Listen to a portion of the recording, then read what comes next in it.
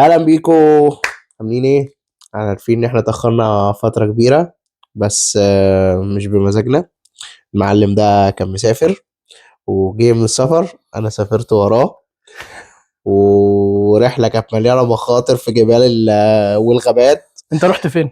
انا رحت المكسيك واتحبست هناك. احكي لنا ايه اللي حصل في المكسيك بقى. انا مف- بيتهيألي انت رحت وبعدين كنت المفروض ترجع، انت قاعد اسبوع. قعد اسبوع، كنت فالمفروض المفروض كنت ترجع ارجع يوم السبت. يوم السبت. حصل ايه بقى؟ فخلاص بقى راجع وكده، عرفت ان الدنيا هتنزل سنو هنا وكده، فقلت خلاص تمام ماشي هرجع وهنوصل. يعني كنت يعني السنو المفروض ان هو هيبتدي يوم الاحد، فخلاص فانا هوصل هنا السبت، فخلاص فالدنيا تمام. قبليها بقى. فلقيت الطيران اتكنسل، كل حاجه اتكنسلت.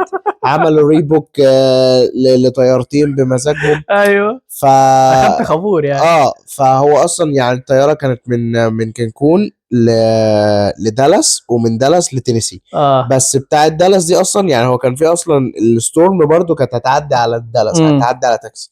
فقالوا لي هتروح وانت وحظك، يا الطياره تطلع وتيجي ناشفيل، يا اما تستك هناك. طب استك هناك ليه؟ اه. خلاص خليني قاعد مطرح ما انا قاعد. ايوه، فقعدت كام يوم زياده بقى؟ قعدت كنت المفروض امشي السبت، مشيت الاربع. جيت بقى مشيت الاربعاء. جيت مشيت ايه اللي الاربع. حصل بقى؟ عمل تاني، رايح المطار عادي، خلاص طيرت الساعة واحدة، جم الساعة 3. راحوا عملوا لا، جم الساعة 10 الصبح، راحوا عملوا ريبوك للفلايت، فلايت تانية أصلا اتكنسلت. ايوه، مش ديليت حتى، اتكنسلت. الاولانيه كنسلت. اتكنسلت. امين. وانا عرفت ده لما رحت المطار، لان استغربت الطياره المفروض تتيك اوف الساعه واحدة، بقت التيك اوف الساعه 3. قلت مش مشكله ساعتين. فركبت الطياره، والحد الطياره كان التيك اوف كان مش كان تقريبا 2:45. انا لحد 220 انا مش عارف الجيت فين، مش مكتوب على السكرين ومحدش عارف الجيت فين. فتقريبا مشيت المطار كله. انت حظك اه يعني اه اه حاجه تانية الحمد لله خالص. الحمد لله. ماشي، بس رجعت، المهم ورجعت. يعني انا في تمام. مطار دالاس ده تقريبا انا غيرت الجيت، اه وركبت السكاي جيت اه اللي بينقلك من جيت للجيت. ايوه ايوه. ركبته تقريبا 6 مرات. 6 مرات. 6 مرات عشان كل 10 دقايق بيجي لي نوتيفيكيشن الجيت اتغير. استغفر الله العظيم. فكانت رحله جميله الحمد لله، وانا بس بقول الحمد لي لله انا لسه انا وانا عايش. بقول لي انا مش عارف انجح، اتاني عندي اصحاب الحمد زيك. الحمد لله. ما تخليني ساكت، خليني ساكت، ما تخلينيش اتكلم، خليني ساكت، لا ما ما تتكلم. تخلينيش طب اتكلم. بدل ما تتكلم في الحظ بقى وكده، اه كلمني بقى ايه. انا عايز اعرف ايه اللي بيحصل في مشتاقين الاهلي، عشان مش بتابع الاهلي بقى، حلو. فانت ايه، هات لي اخبارهم من الاخر بقى. بص قول لي. احنا نحط الطابق الاول بتاعت الحلقه. احنا هنتكلم الاهلي ونتكلم ليفربول، بما ان انا بشجع الاهلي وانت بتشجع ليفربول، تمام. وناخد لفه كده على اللي حصل في الفتره الاخيره، سواء منتخب مصر سواء تشامبيونز ليج، على السريع يعني عشان ما نطولش على الناس. تمام. ماشي، مبدئيا لو هنبتدي بالاهلي، تمام. كالعاده يعني، وكحال الكره المصريه لو هدخل الاهلي مع المنتخب يعني، كالعاده وكحال الكره المصريه ما فيش كوره واحنا بس بنطلع بنتكلم. يعني هي الكوره المصريه كلام وسسبنس بس اكتر. عارف انت اللي هو دخان كتير كفته قليل، هو ده. عارف واحد بيشوي كده، فبيشوي هو كل اللي بيشوي اصلا صباع كفته، وصباع كفته محروق ومعفن، بس عامل دخان ايه، شبوره عظمه، ولاد ابو اسماعيل بتوع بوحه، فاهم، عظمه. بس لكن هو ما فيش لا كوره، لا في منتخب، ولا في اهلي، ولا في اي حاجه. يعني والمشكله عارف اللي يضايقك فين؟ ان انت في ناس باقل الامكانيات لو اشتغلوا عليهم صح هيعدوا، هيروحوا اماكن كبيره. يعني لو هنقارن مثلا بالمغرب، عشان ده منتخب عربي وافريقي زيك، وصل لحته بعيده وراح وصل رابع كاس عالم والكلام ده كله. هم بنوا عندهم خطه وعندهم اكاديميه ومش عارف ايه، بس مين لعيب مغربي في الوقت الحالي اللي احنا بنتكلم فيه غير اشرف حكيمي مثلا؟ وسيبك من ان هو بيلعب باك رايت، مين لعيب مغربي انت سامعه اللي هو ده مكسر الدنيا بقى؟ لا ولا حد، بس في ابراهيم دياز عامل شغل. حلو ابراهيم دياز اصلا ده اسباني وهم جنسوه، بس يعني ده مش موضوعنا. بس انت تعالى بس عندك. دي بتحصل كتيره في اي حلو حته على فكره، حلو. ما انت عندك بس لعيبه كتيره اصلهم انا افريقي، زي امبابي مثلا اصله كاميروني باين. بالظبط. بس هم عرفوا يقنعوه، هو غير كده كان عارف ان فرصته في منتخب اسبانيا قليله. بس هو في حاجه، انت لو تعالى يعني، تعالى على مر الزمن من فتره طويله، تعالى اجيب لك لعيبه طلعت احترفت وحققت نجاحات، واللي عطلهم دماغهم، مش حاجه تانية، مش قله موهبه. تمام، اعد لك لعيبه كتير وده كل ده ايه؟ لا من غير لا بتخطيط ولا باي حاجه، ده بالبركه. ده بالبركه، يعني مفيش حد بيخطط ان اللعيبه دي تطلع تحترف ومش عارف ايه.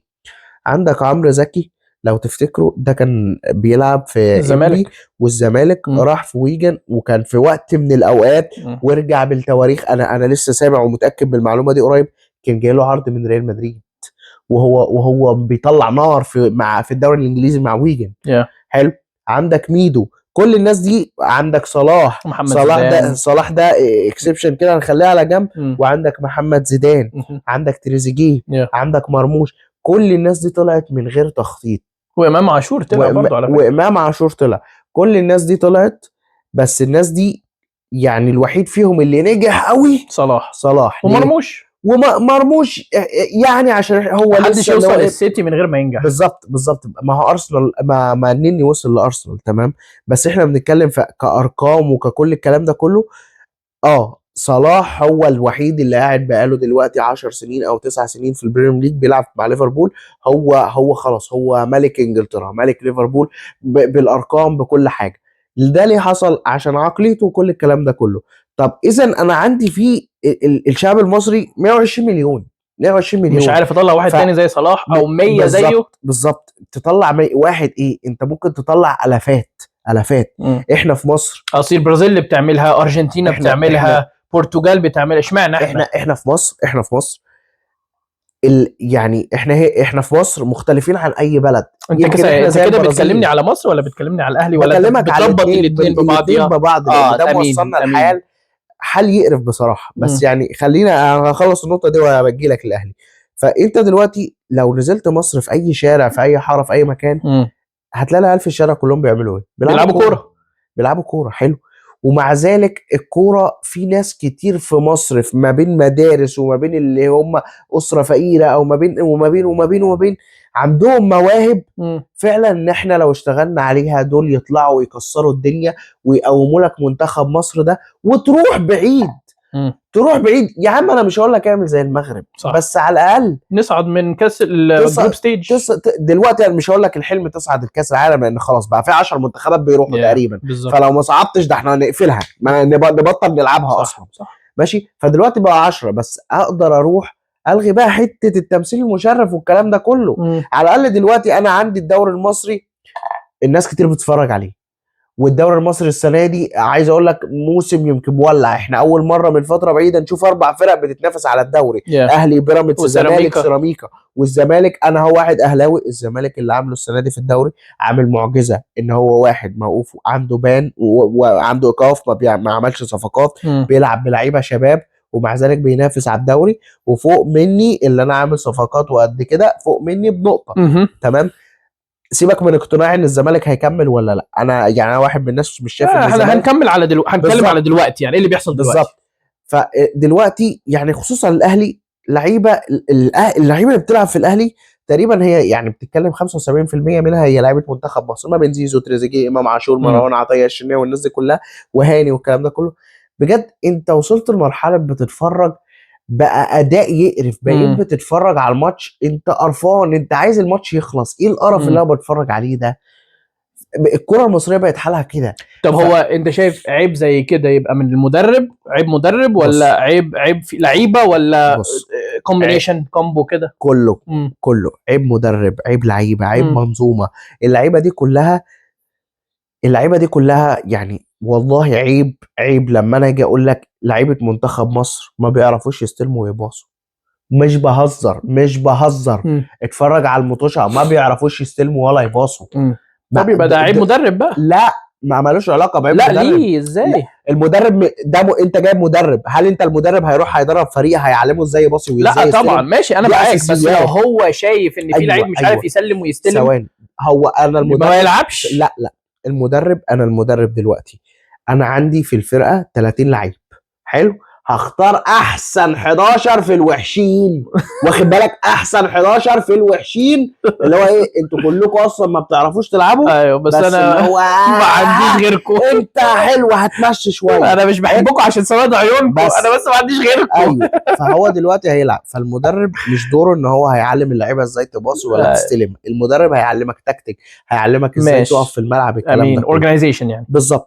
فانت دلوقتي اللعيبه دي ليه نظام. كلها طالعه كده؟ هقول لك ليه. عشان دلوقتي الكوره بقت في مصر في حاجات اللي هي الاكاديمي اللي موجوده في كل على مستوى الجمهوريه ومش عارف ايه بفلوس، تخش تدفع لك 25,000 30,000. فانا دلوقتي لو ابني حريف بس انا معيش فلوس ادخله، صح خلاص، بس في ناس هتقول هيخش لك التاني اللي هو ابو فلوس اللي هو لا بيعرف يلعب وداخل واسطه ولا بيعرف يتزفت، وده مش كده بس، ماشي. اللي بيدربه في الاكاديميه وهو ناشئ لسه صغير ما هوش شخص التدريب ولا يفهم اي حاجه. بس انا اقول لك حاجه، طب ما في ناس كتيره برضو ممكن تقول لك ايه على اللي انت بتقوله ده، ممكن يقول لك طب ما صلاح كان فقير جدا.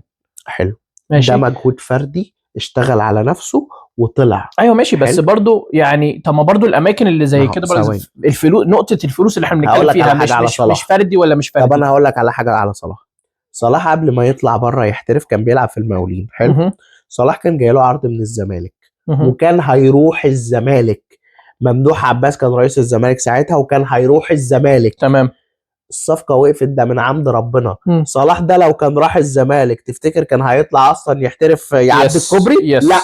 لا ما انت لسه قايل لي ان عقليه اللعيبه بتفرق. حلو عقليته كان دايما بغض النظر اهلي زمالك ولا مش مهم راح فين في مصر، الموضوع بس هو طموحه كان دايما انه يخرج بره مصر بغض النظر راح فين ولا جه منين. الموضوع مختلف في مصر، في مصر الدنيا، العالم كله بيلعب كوره، العالم كله عنده منظومه كوره، انت عشان ما بتتفرجش على الكوره في مصر. ماشي معاك، اسمعني، انا بتكلم على صلاح عقليته ان عايز طموحه، كان ليه طموح طول حياته. صلاح ماضي عقد مع الزمالك مثلا، راح الزمالك ماضي مع عقد 5 سنين، ما كانوش هيسيبوه. حلو، ما كانوش هيسيبوه ولا هيطلعوه. تمام، وبعدين لان الكلام ده حصل من فتره قريبه. وبعد ماشي بعد 5 سنين اسمع، ما هو بعد 5 سنين العرض اللي كان جاي له من بره مش هيفضل موجود. هو فيش غيره يعني. انا بديك مثل. ماشي، انت دلوقتي عندك الكلام ده حصل. في لعيب اسمه ابراهيم عادل كان بيلعب في بيراميدز، معرفش تسمع عنه ولا لا؟ اسمع، اتخرج وراح في الدنمارك. لا طب اسمعني، جاله من سنه تقريبا او من سنتين عرض في ختافي في الدوري الاسباني. ده عرض حلو في الدوري المصري للاسباني، دي نقله. امين. رفضوا وما طلعوش، الواد قعد يعيط وجاله حاله نفسيه ومش عارف ايه والكلام ده كله وما طلعش، وفي الاخر باعوا لمين؟ باعوا للجزيره الاماراتي، وبعد كده في الجزيره الاماراتي راح لون اعاره لفريق في الدنمارك. بالظبط، ماشي. وابراهيم عادل بعد كام شهر هتلاقيه في الاهلي. عشان ننجز بس. لا انا عارف، انا اصلا عشان الخص الدنيا، عشان القصه دي سمعتها قبل كده. انا استفدت ايه؟ حلو، انا استفدت ايه دلوقتي؟ عايز اقول لك في لعيب اسمه حمزه عبد الكريم طلع من الاهلي راح برشلونه. حلو، الاهلي عاده مش هنتكلم كده عشان الاهلي بس، يرجع للتاريخ والاخبار، الاهلي بيطلع لعيبه بس برضه بيطلعهم بخلع الضرس. بيحاول ان هو يحقق ماشي اكبر استفاده ماديه والكلام ده كله. بس احنا الاحتراف عندنا ان اللعيب يطلع من عندنا ان هو يطلع يحترف مش بسهوله. عارف ليه؟ انا قد ما هلوم على الانديه هلوم برضو على المنظومه. انت دلوقتي عندك مثلا في قطاع الناشئين 100 لعيب، لما يبقى في لعيب فيهم اللي هو ده اللي منور قوي وباين قوي ولعيب قوي ويجي له عرض من بره، انت هتبقى مش عايز تفرط فيه. ايوه، عشان لو انت عارف ان الباقيين اللي قاعدين معاتيه مش هيأدوا معاتيه. فهي دي الفكره، ندره المواهب، قله المواهب اللي موجوده في الكوره. عشان كده لما بيجي لك مثلا لعيب زي امام عاشور ده ولا مش عارف ايه، هو امام عاشور احسن لعيب في مصر دلوقتي، اهلاوي وزملكاوي اي حد بيتفرج على كوره وبيفهم كوره هيفهم الكلام ده. تمام، احسن لعيب في مصر معاك. بس هل هو كعقليه يعرف يكمل؟ لا. لا، في لعيب يصحى الصبح لا انا مش رايح التمرين او مش مسافر معاكم السفريه دي، رايحين عندنا ماتش. يا عم ده انا لو حاجز دوره رمضانيه، ده لو بلعب كره في الشارع واتصلت بواحد وقال لي جاي هيجي. ايوه، مفيش الكلام ده. فده لذلك ده بيبين لك بالذات ان انت بتقبض مبالغ مش حاجه قليله. ده يبين لك بقى واحد زي امام عاشور هو مش عايز يعني، او بمعنى صح دماغه مش هتخليه ان هو يحترف زي ميدو كده يعني. بالظبط، يعني امام عاشور ده كان ممكن وهو في الدنمارك يطلع الدوري الانجليزي مرتاح بس دماغه، انا مصدقك على فكره، انا مقتنع دماغه ودته في داهيه. انا مقتنع دماغه ودته في داهيه. انا بتفرج عليه في كاس الامم بصراحه، انا لعبه حلو، الواد لعيب بس عمل كام اسيست كده عجبتني مزجتني. وبرده فوق المنظومه. انا نفسي بجد يعني يا رب لو في يوم من الايام حد بيسمعنا ممكن يكون ده حل. بس يعني انا بره الدنيا، احنا بنتفرج من على التلفزيون ما نعرفش حاجه. بس انا شايف ان موضوع ان اللعيبه بتاخد فلوس كتير ده مبوظ الكوره. بسبب ايه؟ انت دلوقتي يا عم انت شغال شغل حلو، جيت انا قلت لك انت هتاخد في شغلك فوق اللي انت تستحقه وفوق مجهودك 10 اضعاف. يعني انت مثلا شغلك اللي انت بتعمله تستاهل مثلا عليه 100. مش هيشجعك ان انت تحط بالظبط، انا مجهود هديك اكتر. مليون. yeah. طب اللي هو طب خلاص انا هشتغل ليه؟ ما انا خدت مليون في يعني مش عايز اكتر من كده. بالظبط. بس فالفلوس دي برضو في بوظت. العقليه، يعني ما اي هو ده في لعيب العقليه بس. يعني في لعيبه عقليتها مش عايزين الالقاب، مش عايزين يكسبوا حاجه، هم بس عايزين حلو. فلوس. وفي لعيبه تانية يعني دلوقتي عايزين الالقاب اكتر من فلوس. ده نادرا بقى. زي مين؟ هقول لك زي مين. ستيفن جيرارد عمره ما ساب ليفربول وجاله عروض من ريال مدريد ما هو دي بفلوس اكتر بكتير. اللعيبه دي دلوقتي قليله جدا، مش موجوده. ما هي قليله فعلا، قليله جدا مش فعلا موجوده. دلوقتي كله بقى بيدور على الفلوس. على الفلوس ماشي. فانا دلوقتي لما ادي لعيب مثلا عنده 25 سنه ولا 30 وحتى 30 سنه لسه برضو شاب صغير، لما اديله مبالغ ملايين، الملايين دي هتجننه. هتخليه بقى عايز في عربيه، مش عارف صح. عايز اروح افتح مطعم، صح. عايز مش عارف اعمل ايه، اصاحب ده اصاحب ده لا في لعيبه، أيوة، في لعيبه فتح مطعم، في لعيبه الونش فتح مطعم. ايوه والله ما بهزرش، الونش فتح مطعم او كافي شاب تقريبا، حاجه زي كده.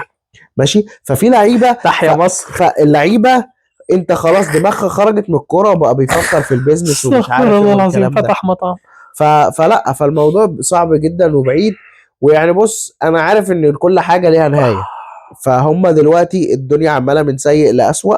فانا مستني اشوف النهايه، يعني مستني لما الناس اللي شغاله على الكوره يشوفوا ان احنا خلاص بقينا في الارض، ان المنتخبات اللي هي سيراليون وزامبيا وموزمبيق بقت احسن مننا وبتلعب كوره. تخيل احنا مش عارفين نباصي للسينما 1 و 2 والله بجد. فالموضوع بقى مقرف. بس يا ريت يعني كان انتمائك. وهنلاعب برازيل، ده ماتش ودي فعادي يعني. مش ودي يعني، مش برازيل أيوة برضو فريق كبير. أيوة بس يعني اللي هو يعني ايا يكون النتيجه والبرازيل يعني. ايوه ماشي بس برضو بص، بغض النظر ودي ولا مش ودي، كل القهوات اللي في مصر هتبقى مليانه. أيوة. وكل واحد هيتفرج. ما فيش يعني انا واحد من الناس ما بتفرجش على ماتش ودي. انا ممكن كده لو ماتش ودي ممكن افتح الاب اتابع النتيجه، بس ان اتفرج عليه لا. بس ماتش زي ده لا، هفتح التلفزيون وهتفرج عليه وهشجع. بس هي الفكره في ايه؟ انا دلوقتي اديت اللعيبه دي فلوس وكل الكلام ده كله تمام. اللعيبه دي زي ما بقول لك خلاص دماغها ما بقتش في الكوره. انا العب ليه واتعب نفسي؟ ما انا فلوسي بتجيلي، وده بيضر المنتخب وبيضر النادي برضه. بالظبط. فاحنا بجد احنا لا عارفين نلعب 1 2 ولا عارفين نعمل اي حاجه.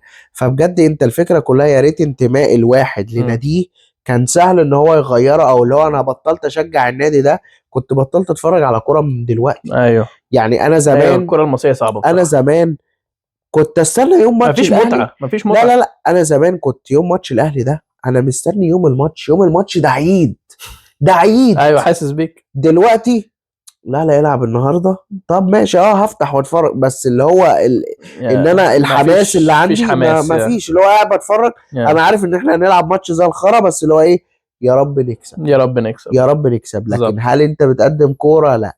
هل انت في اي حاجه تتقدم؟ لا.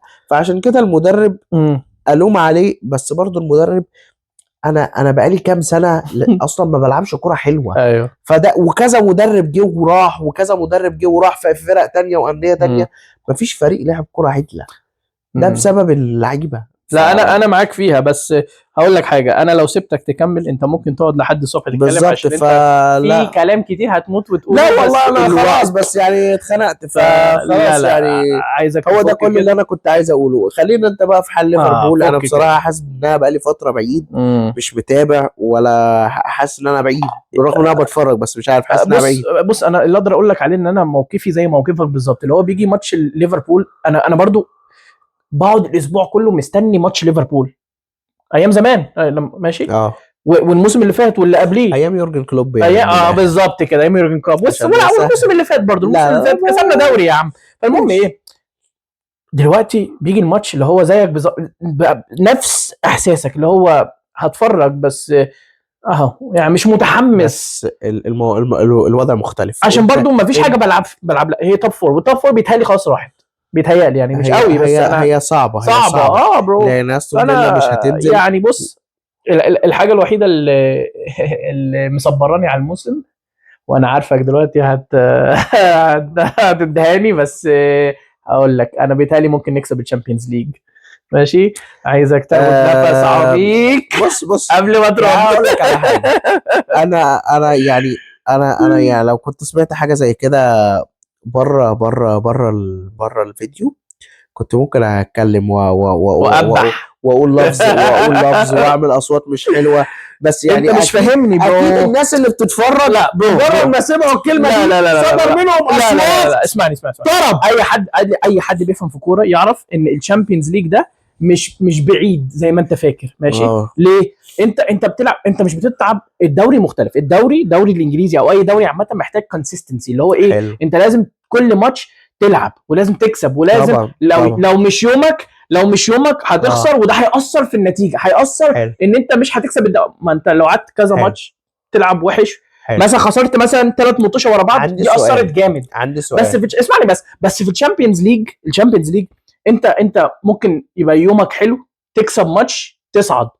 طب ما انا اقول لك حاجه، طب ما انا غلبت ريال مدريد الموسم ده وغلبت انتر ميلان ماشي، اللي هو انا والارسنال ما كسبونيش خالص الموسم ده، كسبتهم ماتش انا وخسرت من بي اس بي 4 على ملعبك يا معلم. ماشي، ما انا ساعتها ادائي كان وحش، كان يوم وحش.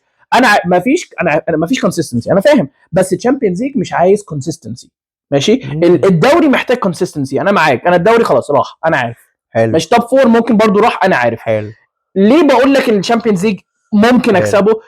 مين بيلعب في الشامبيونز ليج دلوقتي انت شايف ان ده هياخد البطوله؟ مين؟ اديني فريق اللي هو ايه هياخدها مين؟ حلو. بي اس جي قدام موناكو الاسبوع اللي فات كانت هتخسر، كسبوا 3-2 يعني مش حاجه. كسبوا 3-2. وايه مونيكا دي ولا وات ايفر، مين دي؟ مونيكا دي تبقى عامل ايه؟ طب مين دي عشان البي اس جي ايه هو يا مان؟ بالنسبه مين تاني؟ اديني فريق انت مش عايز تديني. بايرن ده ايه؟ بايرن السنه اللي فاتت انت قلت هياخدوا الشامبيونز ليج، اخدوها؟ لا بس هي فرقه قويه، فرقه قويه قادره انها تكسبك، قادره انها تطلعك. انا معاك. بي جي فرقه قويه قادره انها تطلعك. انا معاك انا ما قلتش لا. برشلونه بكل عيوبها اللي فيها دي وكل الكلام ده قادره انها تطلعك. لسه اتغلبوا من اتلتيكو 4-1 ولا 4-0. ما هو حلو. انت دلوقتي فاللي هو ما فيش فريق انا شايفه اللي هو استحاله لما لسه ارسنال متعادل معاها. حلو. وغلبتها على ارضي. انت الكره ما بتتحسبش كده. لا اسمع هقول لك كده. اسمع الكره ما بتتحسبش كده. اسمع ليه. انت دلوقتي بتحسبها اللي هو عادي، يوم وحش وانا وحش في الدوري. طب ما انا نفس الحاجه، طب جمهور برشلونه يقول نفس الحاجه، تشيلسي في 2019 يقول نفس الحاجه، في 2019 2020 لما كسبوا الشامبيونز ليج ما فيش اي حد اتوقع ان هي هتكسب خالص. مين اتوقع؟ ماشي. مين اتوقع؟ ما حدش. حلو. بس دي حاجه بتحصل في الكوره، ما بتحصلش كل سيزون، ما بتحصلش كل يوم. لا وبتحصل كتير برضو. ما تشيلسي برضو في الورلد كاب، انت بتدور على الورلد كاب كسبت ولا انت كنت تتوقع ان هي نسبتك ان انت تكسب تشامبيونز ليج ما بين كل الفرق كام في المية؟ لا صعبه جدا ان اديك كام في المية. بس يبقى اسكت. صعب. انا مش بقول لك ان هيكسبوا، يبقى اسكت. لا انت فاهمني غلط. انا ما بقولكش ان هم هيكسبوا، ما ينفعش. بس انا بقول لك ان فيها امل. احنا بنتكلم الطبيعي في الكوره. الطبيعي في الكوره ماشي. دلوقتي الطبيعي في الكوره مثلا تعال اقول مثلا بايرن مثلا او ارسنال مثلا لو جابت فورم زي بدايه الموسم، او برشلونه او اي فرقه مثلا من الفرق القويه دي، او ريال مدريد مثلا عملت اللي هو الغير منطقي، فريق مش شايف قصاده ويجي يكسب تشامبيونز ليج. تمام. بتاعت ريال مدريد، يعني بتاع ريال مدريد كذا سنه يعمل الموضوع ده. تمام. حلو. فانت دلوقتي لو شلنا كل الفرق دي وقلنا مثلا ان الفرقه دي نسبتها مثلا ده 20%، ده مش عارف 40%، ده مش عارف كام، انت نسبتك بتبقى كام؟ طب مثلا في ناس في فرقه كتيره. بايرن ميونخ السنه اللي فاتت انت قلت لي نسبتها بتاع 60% حلو ان تكسب. دي توقعات. كسبت؟ لا ده اخذت في مكان مش عايز اقول لك عليه. الناس كلها بتبقى زي انت مثلا بدايه من كام ماتش فات الناس كلها بتقول مين اللي هياخد دوري؟ ارسنال، صح؟ حصل اللي ما حدش يتوقعه، تعادلوا مع وولفز في اخر دقيقه. وولفز ده اللي هو اخر الدوري، اللي هو يعتبر خلاص هبط. امين. ففي حاجات في الكوره مجنونه بتحصل بالظبط. بس ما انت كواحد ليفربولي بتشجع ليفربول حقك يا عم ان انت تشوف فريقك احسن فريق في الدنيا. لا انا مش شايفه احسن فريق. انا جيت لك وقلت لك ان ليفربول مفيش غيره الموسم ده. حقك ان انت مثلا اللي هو تقول ايه، انا نفسي اكسب الشامبيونز ليج، لكن ما تقوليش انا شايف ان احنا عندنا فرصه نكسب. انا فعلا شايف ان ممكن. ليه لا؟ اصل انا ما فيش فريق انا شايفه ان هو ايه انا خايف منه. انت بتراهن على بقول لك غلبت ريال مدريد. لو غلبتهم مره ايه اللي يمنع ان انا اغلبهم تاني؟ هو ريال مدريد يعني دلوقتي اقوى فريق في اوروبا. بلاش يا سيدي، انا لسه غالب انتر. ما انا هتقول لي انتر ميلان برضو مش قوي. طب ما انا اقول لك، طب ما انا ارسنال، ما انا غلبتهم الموسم ده. غلبتهم في بدايه السيزون، انت كنت في بدايه يا السيزون الهي، حاجة طب ما انا ودلوقتي بقول لك، طب ما انا احنا بفهمك. بنتكلم ماشي على انت صح، الفورم اللي انت جايبها بدايه دلوقتي. الموسم انا كنت حلو، جينا في فتره كنت وحش، وما رجعت. لا انا مش وحش دلوقتي، انا دلوقتي في فورمه رجعت فورم شويه ماشي. بس مش فورمه تكسبك تشامبيونز ليج. ما انت مش عايز تفهمني برضو. لو انا رجعت الفورمه بتاعت حلو. اول الموسم انت مستني، ودي ممكن، انت ما مستني الفورمه زي ما بتنزل ممكن تطلع. انت بتراهن ان الحظ لا يخدمك مش براهن. وتكسب. انت بتراهن ان الحظ يخدمك وتكسب. لا مش حظه بس، ما احنا مش احنا ما دلوقتي الكوره اسمعني، فيها طب حظ اسمعني. برضو. احنا دلوقتي اعتبر اهو في تورته. حلو. ماشي امين. التورته دي هي دي الشامبيونز ليج، هي دي البطوله. تمام. لو هتقسم التورته دي اه ليفربول هتبقى نسبته قد ايه من التورته؟ في فرق كتيره. 5%، 10%، ماشي بالكتير قوي. ممكن وات ايفر لا، ما يعني. انت في فرق مش هتحطها، يعني دورتموند مش هتحطها. ماشي. بوت جلمت ده مش هتحطه. طيب ما مش بين عارف مين؟ بايرن ميونخ وارسنال وريال مدريد وبرشلونه ومين تاني وبي اس جي مثلا، وانت حط نفسك سادس وسط ومان سيتي. مثلا. لازم المان سيتي. نسبتك انت بقى كام في ماشي. الدنيا دي كلها؟ نسبتي ما بين الجدعان دول. لو عديت 10% ده انت كده تبقى فريق ما جابتكش ولاده. ماشي يا سيدي، انا ما قلتش ان انا فانت هكسب. بتراهن على 10%. انا اضعف لكن فريق في الفرقه دي. ماشي بالظبط. انا معاك. حلو. انا مش حلو. بنكر. بس معنى كده، مش معنى كلامي ان انا بقول لك ان انت ما عندكش طيب. فرصه. احنا ممكن نيجي بالظبط. اخر السنه. فده برضو مصبرني، انت اللي هو بس. ده اللي هو ايه. طب ماشي، عارف معناتها ايه ان انا يعني انا لو ما عنديش الشامبيونز ليج انا هقعد مخنوق، اللي هو انا ما عنديش الدوري. عارف انت عامل زي مين؟ طب انا بلعب على ايه؟ عارف انت الاف عامل اي زي كاب. مين؟ عارف انت عامل زي مين؟ زي المصريين اللي كانوا مثلا يا في رب. اول بطوله يا الامم. رب. في اول بطوله كاس الامم، مع اول ماتش قال لك احنا هنخرج. لما بدانا نكسب ماتش في التاني قال لك بس ده البطوله عايزانا احنا خد بالك هنكسب. عشان احنا فاهم الاثنين قصدي؟ كنا المصريين اللي انت بتتكلم عليهم دول. انا كنت عارف ان احنا مش هناخد البطوله ده 100%. يا ابني ده انت أنا ما كنت قلتش بتتفرج كده. على الماتش بتاع أيوة. السنغال وكنت متحمس أيوة. وليك الامل ان نكسب. أيوة. طيب ماشي. أيوة. طب ما ده اللي انا بتكلم فيه. بتفرج عشان ده منتخب بلد ولا بتفرج عشان ده فريقي. ايوه ماشي. ايه؟ ايوه ماشي. بتفرج عشان ده منتخب بقى. أيوة. انا من جوايا عارف ان هو مش هيكسب. هل انت من جواك عارف ان انت مش هتكسب؟ انا من جوايا عارف ان بنسبه كبيره هخسر الشامبيونز ليج ومش هكسبها. بس يبقى ماشي. تقول كده. لازم ابقى واقعي. يبقى تقول كده. بس اللي ما انا ما قلتلكش ان هكسب. ما انا في اول انا قلت ان في انا اللي مصبرني واللي عايش على ان احنا ممكن نكسب الشامبيونز ليج. انا ما قلتش هكسب. لا استنى، اعمل ريوايند، اعمل بوز على الفيديو ورجع كده واسمع انا قلت ايه. مش هنعمل. بس خلينا نخلص. ما علينا، ما فيش حاجه، عادي. حصل ما انت شفاولي تحصل في عسل عليه. المهم يعني الله اعلم بقى ده كانت الناس سامعه ولا مش سامعه. المهم، فخلينا بس يعني ماشي. ده ليفربول. بس في حاجه دلوقتي، في جنان بيحصل في الكوره مع ارسنال. وبصراحه انا واحد من الناس، انا كنت فرحان قوي. انا اكتر منك. انا اصلا بحب السيتي. يا رب بحب جوارديولا. فاللي هو انا عايز السيتي ياخد. انا اكتر منك. انا اكتر منك. بالرغم ان السيتي مش مقدم احسن حاجه، ماشي على سطر وبيسيب سطر والدنيا ماشيه معاه بالزق. ايوه. بس اللي هو ايه يعني، هي ماشيه. انا معاك.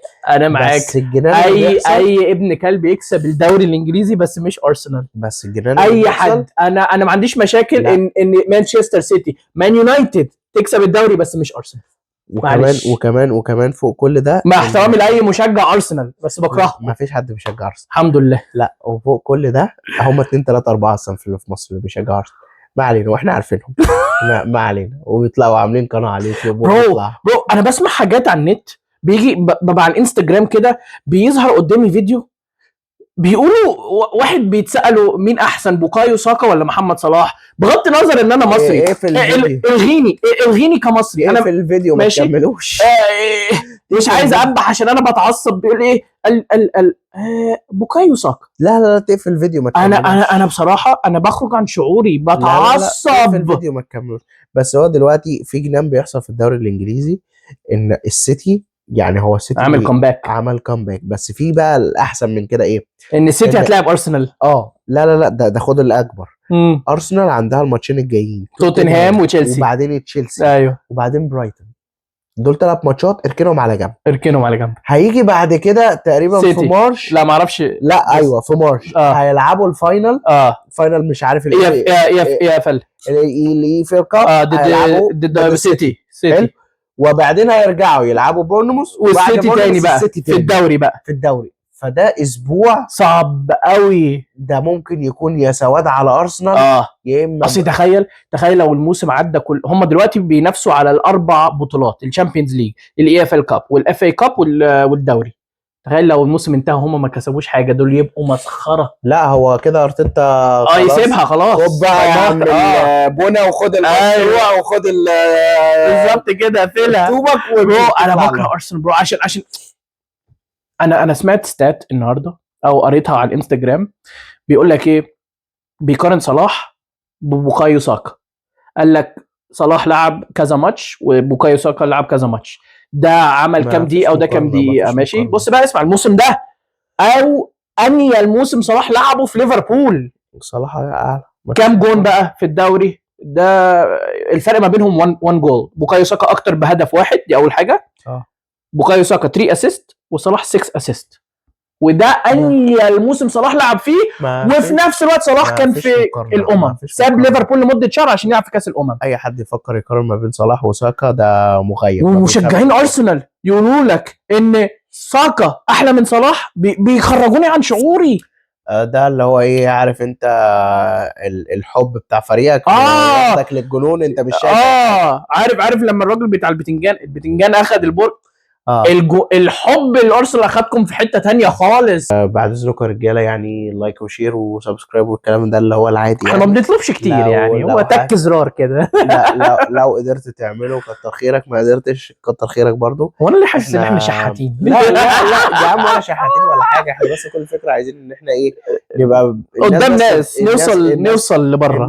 الناس بتسمع وبتتفرج بس، واللي هو ايه يعني صوتك يبقى مسموع بالظبط. وغير ان انا يعني بقابل ناس كتير، يعني في ناس كتير بقابلهم اصحابي ومن ايام زمان، وناس اللي هو يعني اعرفهم من بعيد بيقولوا لي ان هم بيتفرجوا وايه ما فيش حلقات ومش عارف ايه بتحصل. يا بتجي لي برضه ناس كتير واجي في الاخر الاقي الفيوز 11. انتوا يا جدعان كلكم بتتفرجوا على سكرين واحده. ايوه صح، كلكم بتشغلوا على سكرين واحده وبتتفرجوا في ايه، شغلوا الشغل كده شويه معانا. احنا زي ما قلنا في اول حلقه، احنا بنعمل الموضوع ده لينا احنا برضه ونطلع اللي جوانا، بنحب نتكلم في الكوره. فاللي هو طب ليه ما نتكلمش وندردش يعني مع اخواتنا واصحابنا، ما فيش حاجه بس. ويا ريت لو اي حد عنده تعليق، اي فيدباك كده، حاجه مش عاجباك، حاجه عايز تشوفها تتغير، احنا we're open to feedback يعني. احنا لسه بنبتدي ولسه بنتعلم حاجات، وعارفين في ناس كتير قالت لنا على القعده في واحد مش هتذكر اسمه مش عاجبه القعده مش عارف ليه. المهم يعني كل الكلام ده هنشتغل عليه ونغيره، بس احنا لسه في البدايه. فيعني اللايك والشير والسبسكرايب ده يعني لما نشوف ان احنا بقينا بنتشاف اكتر وكده والموضوع ماشي نهتم بيه اكتر، نقدر نهتم بيه اكتر. واسفين ان احنا قعدنا فتره كبيره، بقالنا تقريبا حوالي شهرين ما بنصورش. بس يعني كانت ظروف خارجه عن ارادتنا، كل ما نيجي نصور ما بيحصلش نصيب. بس هنحاول ان احنا يبقى في استمرار، ونحاول على الاقل يبقى في حلقه كل اسبوع ونتكلم على كل مطوشه. وفي يعني لسه في فقرات وافكار في دماغنا عايزين نضيفها على الحلقات، يعني لسه كل الكلام ده هنضيفه واحده واحده. بس يعني لو في اي حاجه تقدروا تضيفوها يعني فيدباك تساعدنا في الكومنتس ضيف، واللايك والكومنت والشير. يعني انت شير، احنا ما بنتكلمش في كلام قليل ادب، احنا بنتكلم في كوره، فيعني شير. خلاص يا عم صدعتني، سلم عليا ويلا ننتهي الحلقه.